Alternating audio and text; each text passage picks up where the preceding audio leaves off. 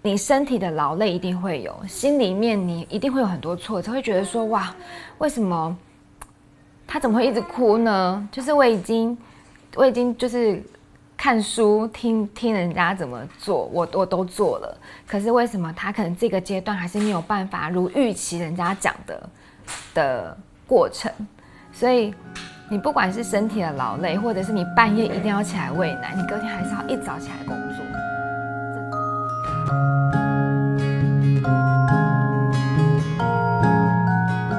那小孩子养育，他的奶粉、尿布，其实它都是一直累积，它不是说这个月用完就不用了，它是一直都要的。然后你可能他好不容易要去上学了，它又是一笔费用。对，这些其实对于我们来说，它都是不小的负担跟压力。所以我前天才会提到说，可以去了解一下后续。除了我们生完之后的津贴，然后再来就是我们养育上面的历程的津贴，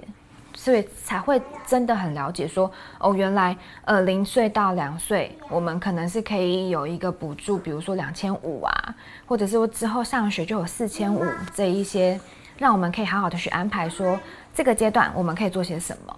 因为已经慢慢有抓到这个 tempo， 所以我可以就是很放心的请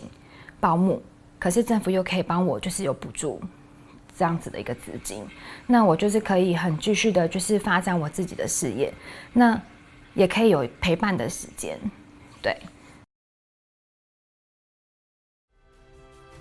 我不知道我算不算勇气耶，就是一股冲劲，就觉得我觉得可以，对。天真一点，我就会觉得就是还可以再多生一个，